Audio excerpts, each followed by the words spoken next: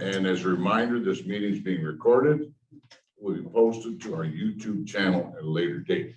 Are there any additional agenda items? None. Is there any conflict of interest? Seeing none, then we're going to move right to our presentation to Paul DeCluet. And this is the Conservation Stewardship Award. The recipient of our Long Point Conservation Stewardship Award was announced at our annual general meeting last month. But today we are lucky to be joined in person by the recipient, Paul DeCluet. Paul was nominated by Christine Bernard of the Nature Conservation of Canada, who noted his extensive tree planting efforts, community presence, and a recent land donation as reasons he is more than deserving of the Conservation Stewardship Award. An active member of the local Lions Club, Paul has participated in tree planting and restoration projects within the watershed for decades. He has lent his expertise and passion to many forests and conservation-related organizations over the years, including to us here at the Long Point Region Conservation Authority, where he served on the board of directors from 1987 to 1997. As vice chair in 1992, as chair from 1993 to 1996. Good record. Conserving our environmental resources is collaborative endeavor. Conservation authorities are not alone in the effort to protect the environmental well-being of our watershed. Much of the planting and restoration work we do is only possible thanks to people like Paul, and we are all the better for his gracious and inspiring willingness to share his knowledge and care for our environment. Congratulations, Paul, and thank you for the conservation work you do. Just before I present you with the award plaque, I'd like to ask if any other members of the board have anything they'd like to say. Dave Bears.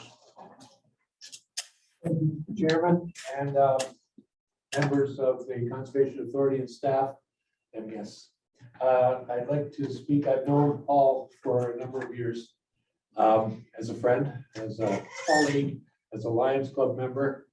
Paul is the one that drives around town with "I'm for trees" on his personalized license plate. So it tells you what sort of dedication he has.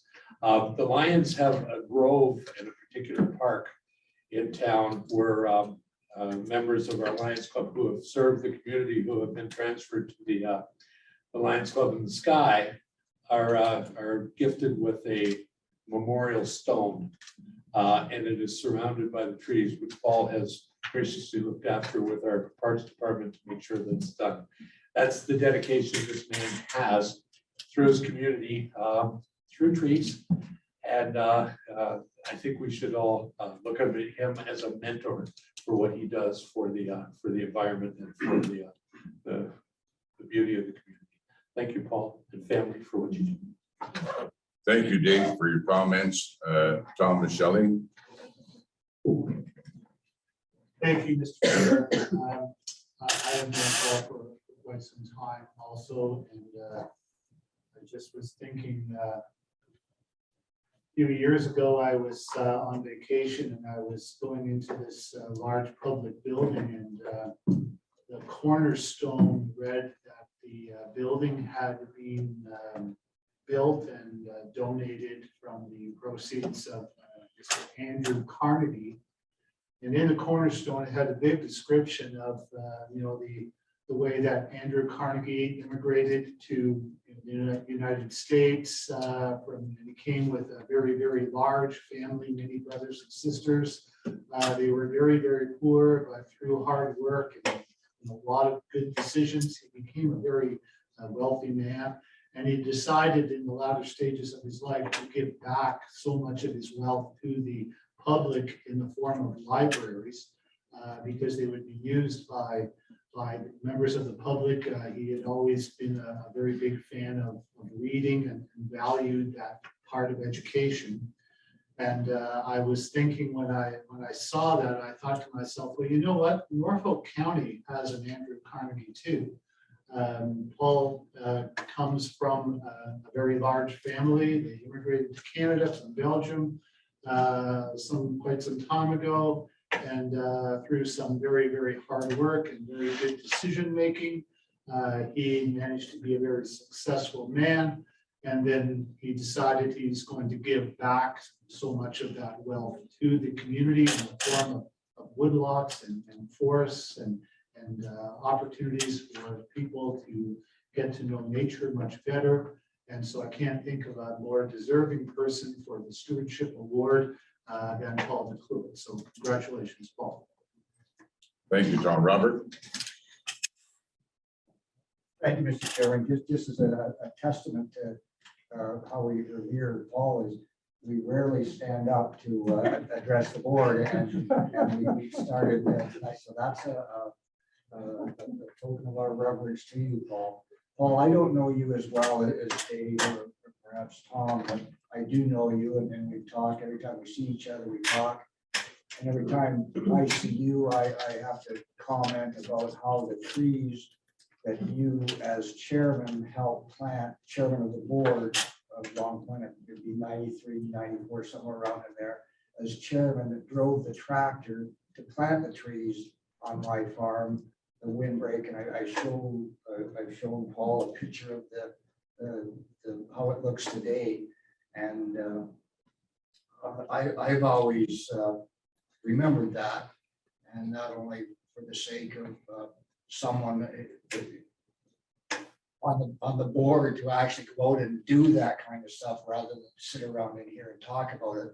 Paul doesn't, and I think it's a lesson that we all need to take as I'll call ourselves public figures that get involved with the people, and they'll never forget it. And I've never forgot Paul, and I never will. And when I am gone and Paul's gone, the trees that we planted out there on 144 Fairfield Road will still be standing.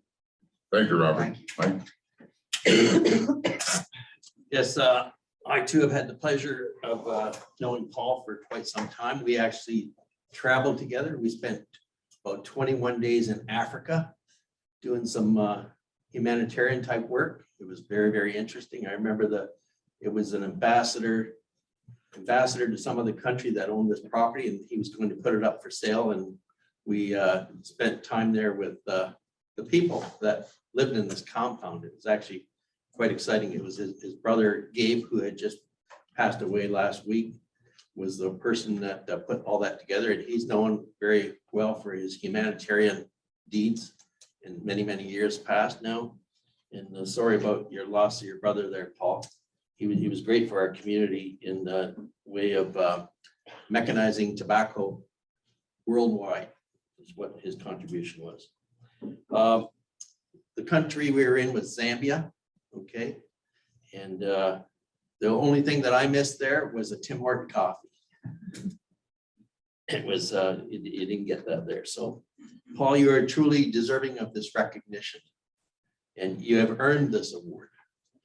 And lastly, I just want to say thank you for your contribution of the woodlot in the Clear Creek area, which is donated to Norfolk County. It's a fairly large woodlot, and it features the famous tulip tree that Paul is so fond of, the tulip trees.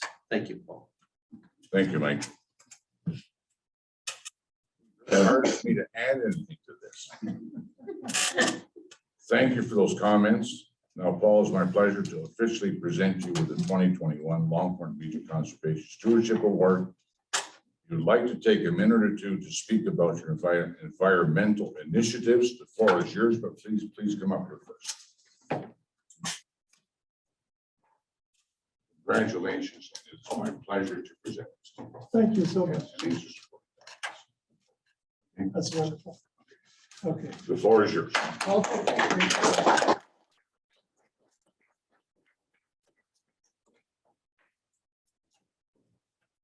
I just go back there or? No, right there is fine. Okay, thank you. Thank you so much. And on a little bit lost for words following all everything that I've listened to, and it's somewhat overwhelming. This award is important to me.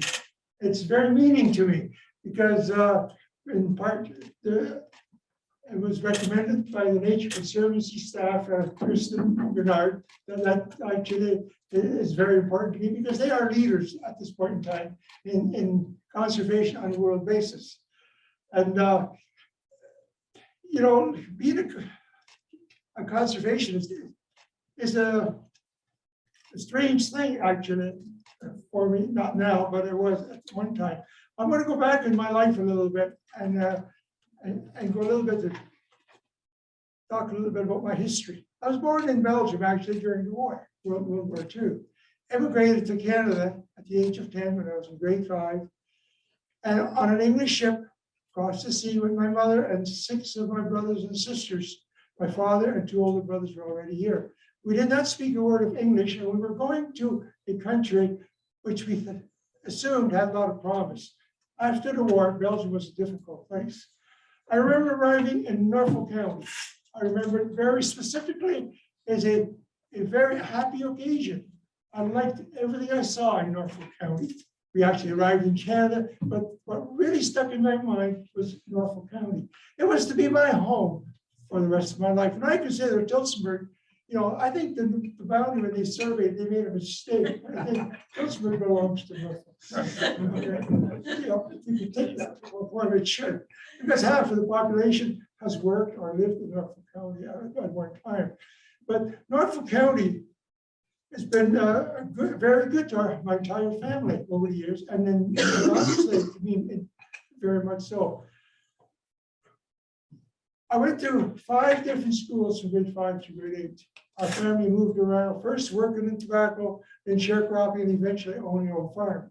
When I was 15 years old, I graduated in Simcoe, I got St. Mary's School in Simcoe, grade 8. My father said to me, I'd registered in high school. He said, "Oh, you're smart enough now to stay home and you shall work." And work we did. And we worked hard as a family and individuals. Eventually, we all went in our own directions. I became a tobacco farmer and was actually surprisingly successful in tobacco. I like growing tobacco, but there was something lacking in my life. I was in an industry that I recognized for what it was. We lived in a culture of denial in tobacco, as tobacco growers. And I basically saw it as a sunset industry for what it eventually became. Very surprisingly, very few people saw it that way.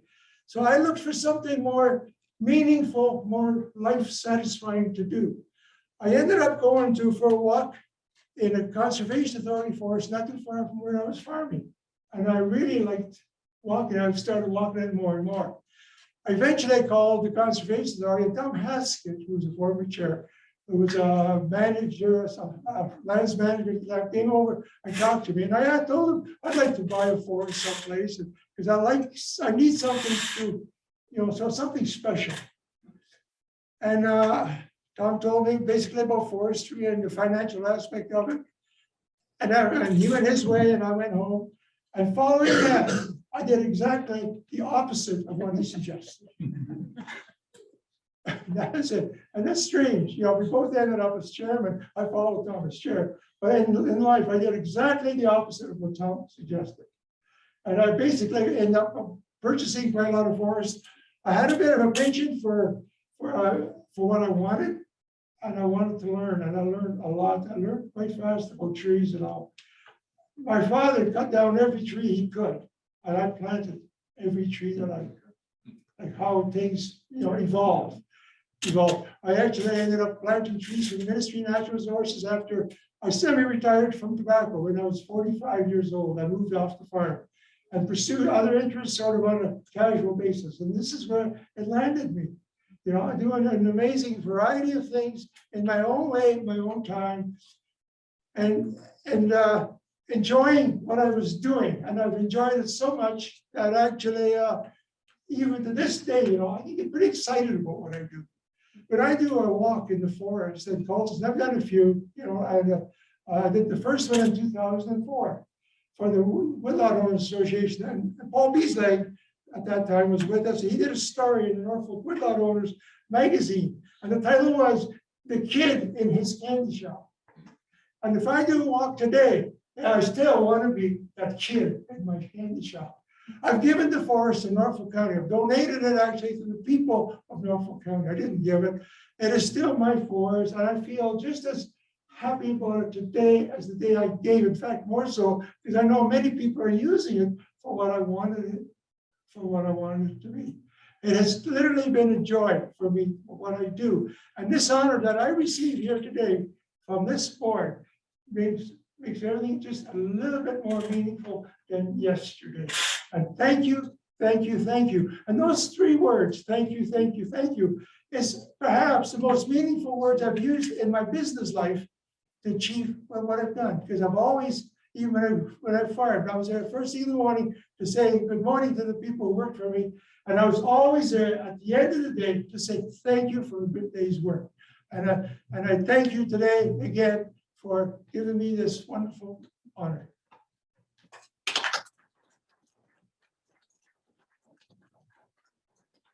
Time up. Can I go now? Thank you, Paul. And I would add to that, and I don't need to add very much because a lot of things were said already, but you are a role model for future conservationists, right? And congratulations once again, and thank you for coming here and accepting this award. Thank you, Mr. Chairman. So we will carry on with our meeting.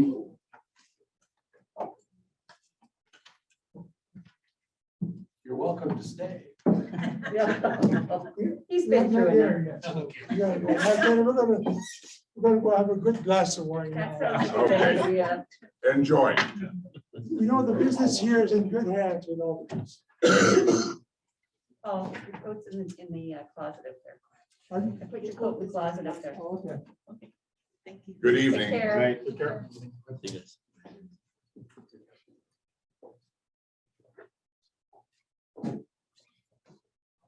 That was really nice. Very. Okay, so I have a motion here that the minutes of the LPRCA Board of Directors Annual General Meeting held March 4th, 2022 be adopted as circulated. Can I have a mover and a second? Peter and Ian.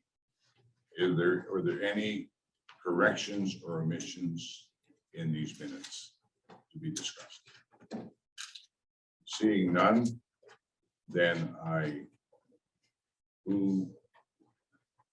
Oh,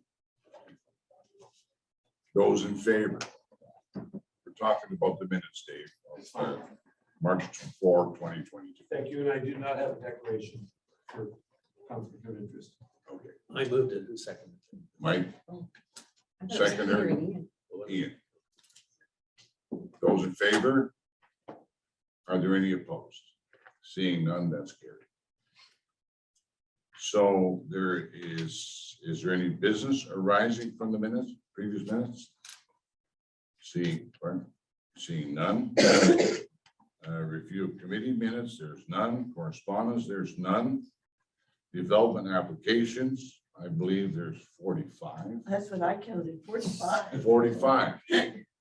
So the planning department has been very busy. Yes. Lori, would you like to speak to that? Oh, no, these are the 45 applications that have been approved by staff since the general meeting on February 28th. And based on your new delegated approvals, extending it to any of the applications for which the staff can recommend approval, they're now approving them ahead of this meeting and reporting it to you for your information. If anyone has any questions about these applications. Are there any questions for Lori Stu? Thanks, John. Actually, not for Lori, for one of my Norfolk Simcoe colleagues. Can you tell me where Butternut Drive is? Anybody? There's about 6 of them there, and I know it's a new subdivision, but Mr. Google couldn't find it either. Just curious. Butternut Drive. No? I think it's in Simcoe. All right. Turn your mic on, will you? Thinks it's in Simcoe. Tom, you got your mic on? Yes, I do, Mr. Okay, we couldn't hear you. Do you know what that I'm sorry. Am I is? I speaking? don't know where. Oh, in Simcoe sorry. it is. Yes, I believe for Stu's question, I think that's in Simcoe, but I might have to defer to Councilor Rabbits. I don't live in Simcoe. But for some reason, remember another question about butternut hypothesis. Yes. Mr. Chair, that possibly might be the subdivision out by the White Horse Plaza across on the south east corner. I'm not sure of the street name, but I know there's some houses that have been recently approved there, so I'm thinking that might be the location. Thank you. Lori, are there any other questions for Lori? Tom? Thank you, Mr. Chair, through you to Lori. Lori, I'm looking at the application, which I think actually is the very last one on the list. It's 6522. It is at 1002 George Lane, which is on the causeway going into Long Point. I'm just wondering if that application will be impacted in any way by the construction which is going on right at that site, because we're replacing the bridge there. I can't answer that question. I don't know, Tom. And I guess, Mr. Chair, if I can just further, so Lori, if there should be some, complication as a result of the construction there, can that, the people who want to put that break wall in there, can they have that application adjusted? Yes, we have a process to modify plans. If it's within the intent of the original application, we have that. And they have 2 years also to complete the work with this one permit that they have. Okay. So- Thank you. Are there any other questions for Lori? Mr. Chair, Yes, Mike. just a comment, 45 applications, and all of them need some kind of infrastructure, either a backhoe, carpenters, bricklayers, people to lift them. It just goes to show you that we've got a pretty strong economy here with respect to the trades that are required. Very true. Any other questions for Lori? Yes, Judy. So just, Mr. Chair, just going back to Tom's question, I remember looking at that application, and I don't think the road work is going to impact where they're actually repairing the seawall, because it's more on the channel side, out towards the bay. So hopefully the road work won't interfere, but from my memory, I'm pretty sure it was the peninsula out towards the bay. Thank you. Are there any other questions? Hearing none, I'll read the motion. The LPRCA Board of Directors receives the staff approved Section 28 regulation approved permits report as information. And I have a mover and a seconder. Tom and Stu. Any further discussion? Hearing none, those in favor? Those opposed? That's carried. So we will move to the general manager's report. Judy. Thank you, Mr. Chair. So John, the chair and I attended the virtual Lake Erie Source Protection Management meeting. And out of that meeting, we learned that MECP has requested a 2-year grant funding application versus the traditional 1 year, which gives some stability to the program. And that's Martin Keller tonight delivering the report. Grand River has the staff that actually oversees the program. And we do access some funding there for 0.1 of FTE, which is David Crockett this time. So the 2-year funding request is approximately 1.3 million. So that's good news to know that we're going to have funding in place for 2 years, because as we're going through all the regulations, it's always a question mark, are they going to cut more funding? So that was encouraging. The first quarter of 2022, you just heard that we were busy issuing the permits. We issued from January to the end of March. We had 66 permits versus 55 permits the previous year. In February, staff issued 2 flood watches due to riverine flooding. We actually did have flooding occur in Vienna, and there were 6 houses that were evacuated in Bayham as a result of the flooding. We're hiring staff for the seasonal positions at the parks. The parks open on May 1st, and we're fortunate to have 7 out of the 10 supervisors and assistants returning. We are still obviously looking for some students and some support staff, but that's an ongoing process. Staff that were working remotely have returned to the office. So we have everybody back in the office, and that occurred on February 22nd. So that's all I have. Thanks. Are there any questions for Judy? Peter? Thank you, Mr. Chair, through you. Judy, the 2-year funding application, do you expect that to be impacted by the provincial election at all? Or is that going to be secure funding once it's announced? Through you, Mr. Chair, the funding, yeah, it's basically secure from what Martin has had conversations with ministry staff that they'll be doing contribution agreements in short order for that funding. So I suspect the election will not impact that. Any other questions for Judy? Mike? Judy, just with respect to campgrounds, are we sold out of reservations for the summer season? So thanks for the question. Through the chair, we still have a few seasonal sites to sell. I don't have the exact number, but we are getting close to being at full capacity for that. And on the overnight camping, we definitely have lots of reservations. I'm not sure what percentage right now, but indication is it's going to be a good season. Thank you. Any other further questions for Judy regarding her general manager's report? Hearing none, I have a motion that the LPRCA Board of Directors receives the general manager report for March 2022 as information. Can I have a mover in a second? Peter moves it. Dave seconds. Is there any further discussion? Those in favor? Those opposed? That's carried.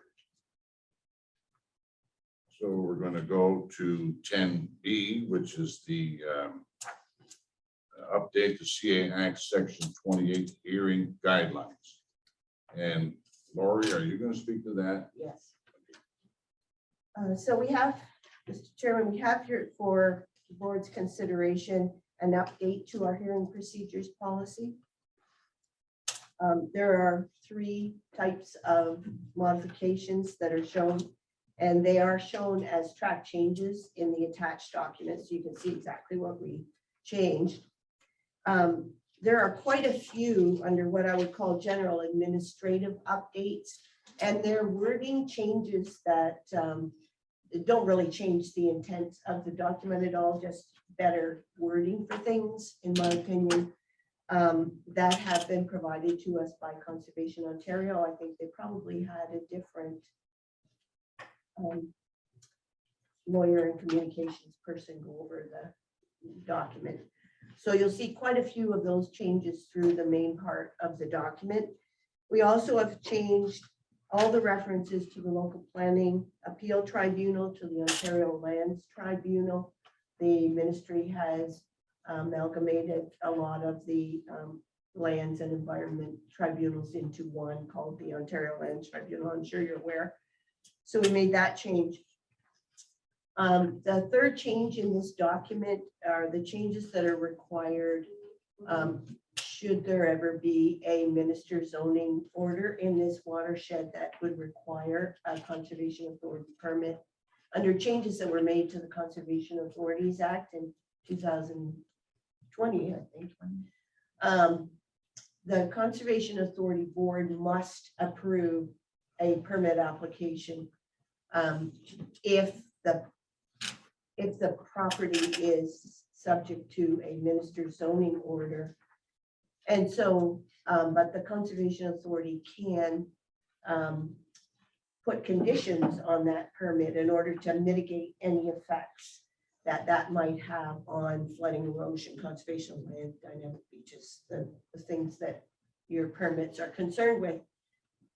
And so it requires a hearing for those conditions. So instead of it being a hearing for you to decide whether you approve or refuse an application, it would be a hearing to consider the conditions that are placed on that approval.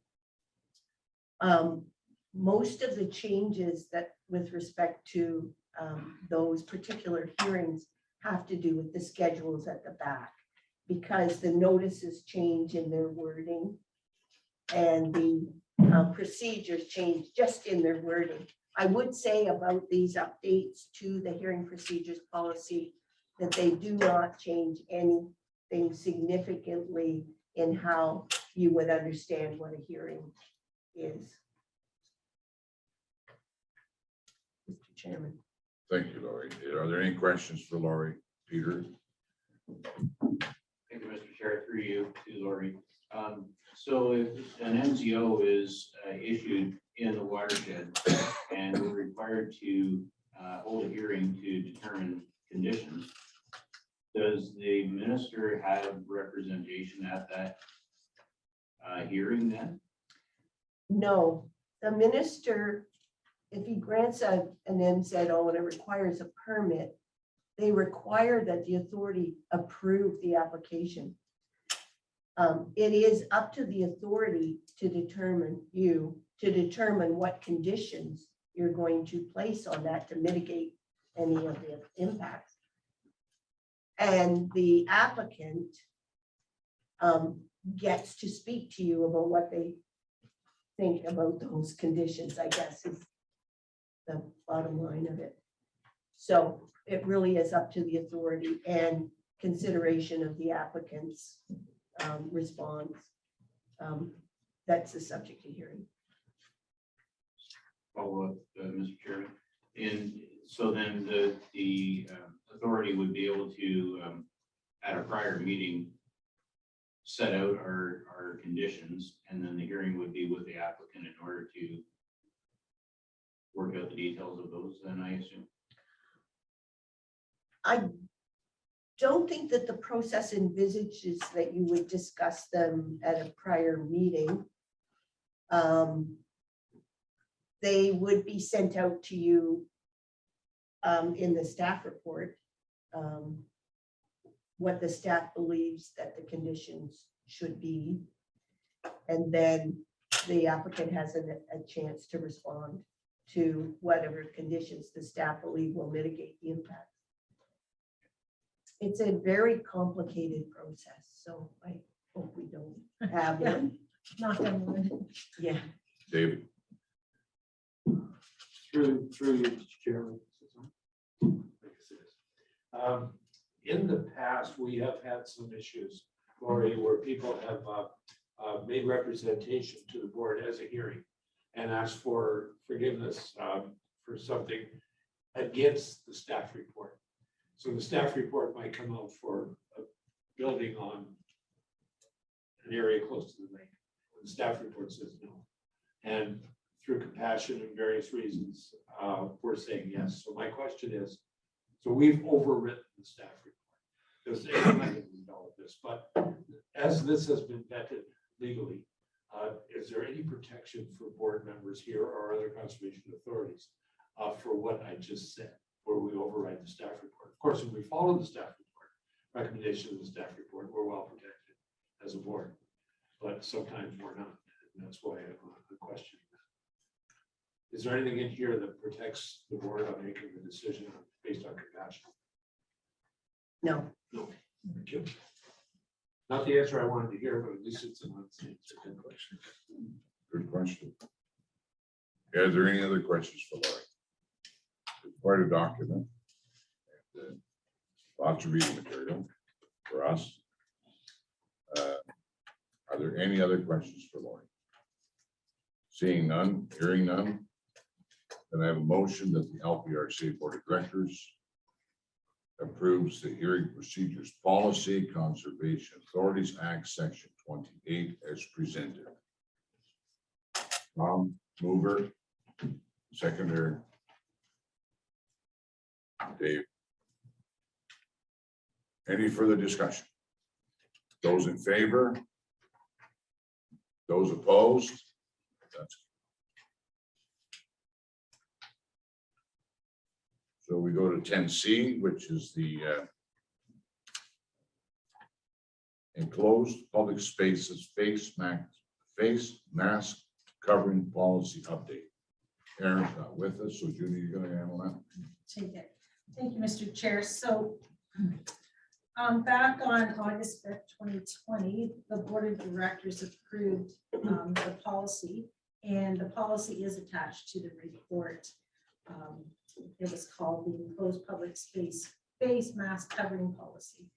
So with the announcement on March 9th, 2022 by the Ontario government that mask mandates would end effective March 21st, 2022, we're bringing this forward and asking the board to consider the recommendation that the LPRCA Board of Directors repeals the Enclosed Public Spaces Face Mask Covering Policy adopted on August 6, 2020. Staff and customers and visitors will still be able to opt to continue to wear face masks, but with the government ending the mandate, we wanted to bring this forward for the board's consideration. Thanks. Are there any questions for Judy regarding this face mask policy? Seeing none, I have a motion that the LPRCA Board of Directors repeals the enclosed public space face mask covering policy adopted August the 5th, 2022. Can I have a mover in a second?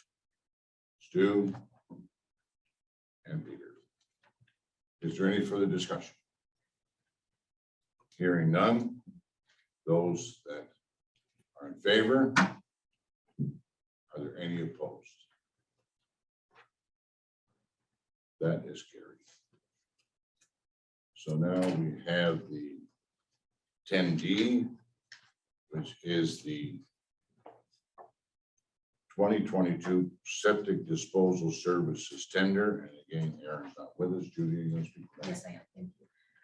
Thank you, Mr. Chair. So staff issued the septic tender, and based on the results, we're asking for the board to approve for the 2022 season Bayside septic services for Bacchus, Deer Creek, and Norfolk, CA, and Frankie's pumping for Holloman, CA, and Bill's septic for Waterford North, CA, and that's based on the lowest bid for each individual park. So the budget for the 5 CAs for the septic is $89,500. Based on the low bid, the increase is approximately 8.9% over the last year's low bids. And based on the volumes in the budget, the projection is that we could potentially be over budget with this slight increase that we're seeing here by $6,200, $6,175. But obviously it's always based on usage, but that's what we're projecting. So thanks. So that's the result of the tender. Are there any questions for Judy regarding the tender for the septic disposal services? Peter? Jared, Judy, you worked with each of these companies before, they're satisfied with the results? Through the chair, to Peter, yes, we actually only had two We only had 2 services last year. Bill's septic was not successful, so, but we had Bill's the previous year. So we have had previous experience with all of them. Bill's made it in for Waterford North this year. Any other questions for Judy? Seeing none, I have a motion that the 2022 contract for septic services at Bacchus CA, Deer Creek CA, and Norfolk CA be awarded to Bayside Septic Services 2012 Inc. That the 2022 contract for septic services Haldeman CA be awarded to Frankie's Pumping, and that the 2022 contract for septic services Waterford North CA be awarded to Bill's Septic Limited. Can I have a mover and a second? Ian? Peter? Is there any further discussion? Those in favor? Any opposed? That's carried. So now we're going to go into closed session. Pardon? Yes, just for the minutes, to pass the minutes of the last closed session meeting.